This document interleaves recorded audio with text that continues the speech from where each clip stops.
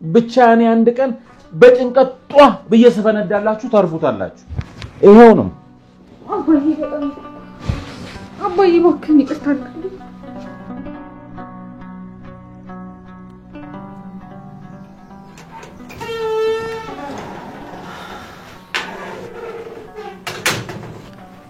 እንዴት ዋልክ እናቴ እማዬ እንዴት ዋልሽ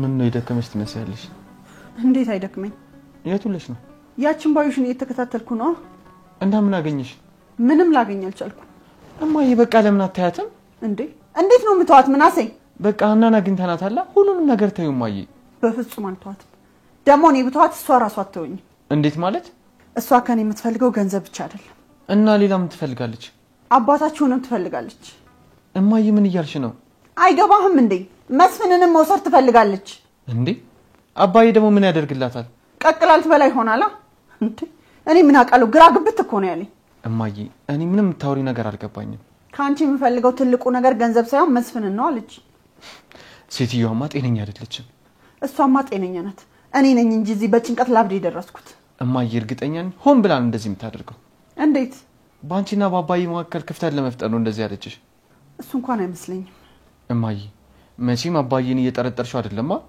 እኔ ራሱ አሁን ምንም ነገር እየገባኝ አይደለም እኔ ግን ይገባኝ እሷ እንደምትፈልገው ይሆንሽላት እንደሆነ ነው እስኪ ተወኝ ምናሴ እማዬ ለማንኛውም ተረጋጊ ቆይ ግን እማዬ የለችም እንዴ ብቀመጥ የሚያወራኝ የለም ለብቸኝነቱማ ቤቴ ምን አደረገኝ ብላ ሄደች እኮ እማዬ እውነቷን እኮ ነው እሷም እኮ ተመላልሳ ሞተች በቃ እኔ ትንሽ ስለሞቀኝ ሻወር ልውሰድ እሺ እማዬ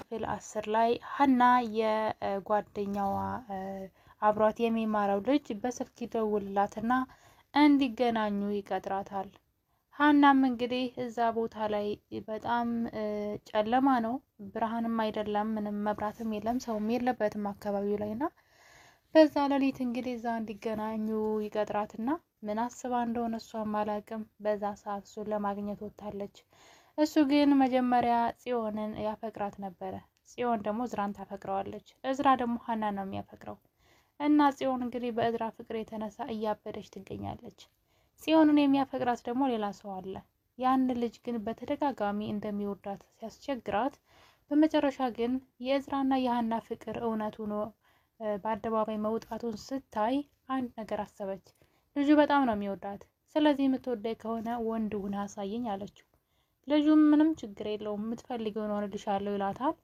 እናም እንግዲህ ወንድ ሆነ አሳየኝ እሱም ሀናን ግደልልኝ አለችው ልጁ በፍቅሯ ስለታወረ እሺ ብሏታል በጣም ያሳዝናል እንዴት ማስተዋል እንዳልቻለ አላቅም ምክንያቱም ደግሞ እሱ ሀናን ከገደላት እሷ እዝራን ስለምትፈልገው እኮ ነው ከሀና ሀና ከእዝራ እንድትርቅላት ነው ግደላት ያለችው እሺ ቀጣይ ምን ይሆናል ማለት ቢያስበው ኑሮ እሱ ሀናን ገሎ እስር ቤት ይገባል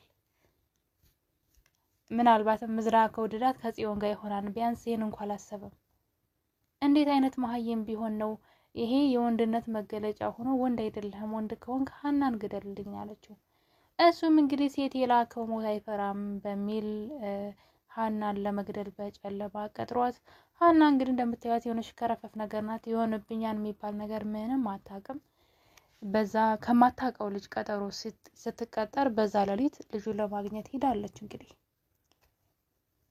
ልጁም ሀናን ሊገላት እንግዲህ ትልቅ የድንጋይ አንስቶ መጀመሪያ ደጋግማ ስትደውልለት ቀርቻለሁ ስላልተመቸኝ በጣም ይቅርታ እያለ ከቆየ በኋላ እሷ ጀርባዋን ስትዞርለት ትልቅ የድንጋይ በማንሳት ሊገላት ወደ አጠገቧ እየተጠጋ ነበር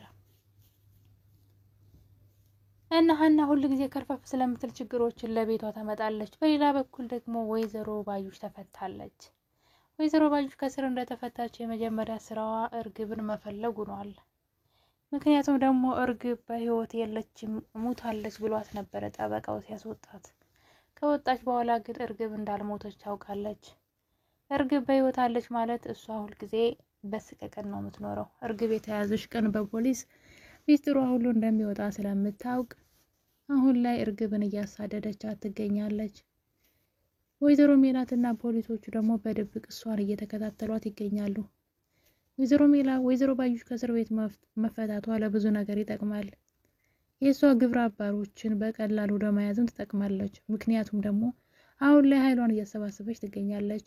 በፊት አብረዋ ሲሰሩ የነበሩ ሰዎችን አሁን ላይ ስራ እንዲሰሩላት እየጠራቻቸውና ከሷ ጋር እንዲገናኙ እያደረገች ነው።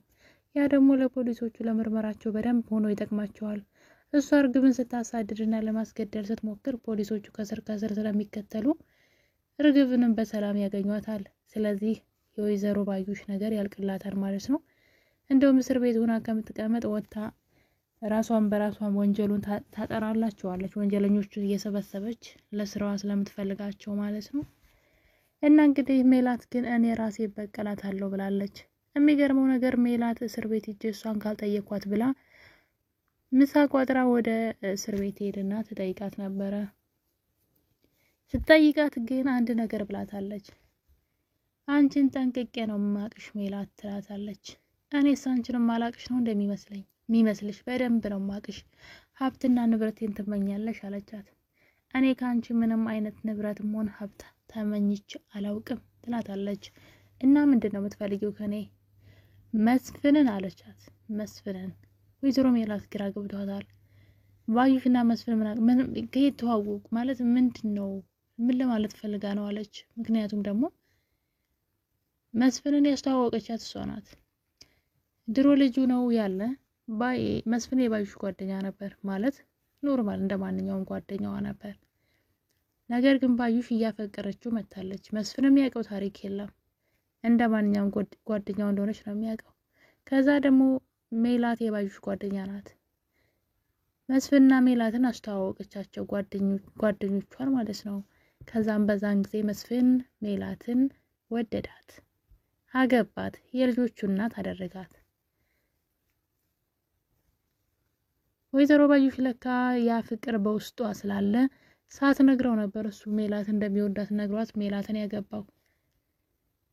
ይህን ሁሉ ዘመን እንግዲህ የሰላምዬን እድሜ ያስቡና ይህን ሁሉ ዘመን በቀልና ቂሟን በውስጥ ይዛ የምትበቀልበት ቀን እየጠበቀች ነበረ። ይህን ሁሉ ዘመን እንግዲህ አስቡ። ከትናንት ወዲያ የሆነ ታሪክ አይደለም። ብዙ ዘመን 20 ምናምኖችን ዘመን ያለፈ ነውና ያን ሁሉ ዘመን ቀን እየጠበቀችላቸው ነበረ። አስቡት እንግዲህ ለበቀል ግን እኮ የነሱ ጥፋት አይደለም። መስፍንን እንኳን ወድሃለሁ ብትለው ካልወደዳት በቃ አልወደዳት ምን ይደረጋል? ልክ እኮ እሷን አፍቅሮ ከዛ የከዳት ወደ ሜላት ሄደ ነው ያስመሰለችው። ሜላት ግን ግራ ገብቷታን በተናገረችው ነገር ካንቺ ንብረት አይደለም መስፍንን ነው የምፈልገው አለቻት። በስተርጅና መጃጃል በስተርጅና መስፍን ምን ያደርግላታል? ምን ነው ተጃጃለች ግን እሷ። ነገር ግን ይህን ነገር አቶ መስፍን እስር ቤት ባዩሽ ሊጠይቃት በሄደ ጊዜ ባዩሽ አንተን ወስዳብኛለች ብላ ተናግራው ነበረ። ይህን ነገር ግን መስፍን ለወይዘሮ ሜላት አልነገራትም ወደ ቤት ሲመለስ። ስለዚህ አቶ መስፍን ጥፋተኛ ነው ማለት ነው። ምን አለችህ ባዩሽ ስትለው ምንም ምን አለው። ይህን ነገር መናገር ነበረበት። በግልጽ ነው ለሱ የነገረችው። ለወይዘሮ ሜላት ግን መስፍንን ነው ብቻ ነው ያለቻት። እና አንድ ጥያቄ ሳይመለስላት ወደ ቤቷ ተመልሳለች። ሀሲርና ሀናም እንግዲህ ተፋጠጡ። አባትየው ወስዶ ሁለቱንም አገናኛቸው። ምን እንደሆነች ተናገሩ ሲባል ሀሲር ግን አልናገርም ራሷ ትንገረውት ያደረገችኝን በማለት የሱ ስሜት እሷ ጋር በግድ ካልኖረ በሚል ሀናን እንግዲህ ሲያሰቃየት እናያለን። የራሱ ጥፋት ነው። እሺ ምን ብትለውም ባትለውም ቀድሞ መናገር ነበረበት። ብዙ ጊዜ ብዙ አመታትን እንደውም አብረው ነበረች ማለት ይቻላል።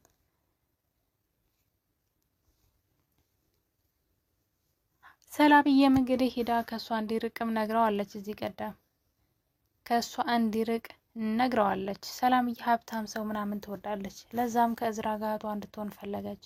እዝራና ሀናን ግን በግፊት ይመስለኛል አብረው እንዲሆኑ የሚያደርገችው አብዛኛው ነገር።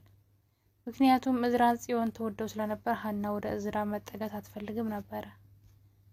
ነገር ግን ሰላምዬ ሁለቱ አብረው እንዲሆኑ ትፈልግ ስለነበር በጣም ትጫናቸውና ትገፋቸው ነበር።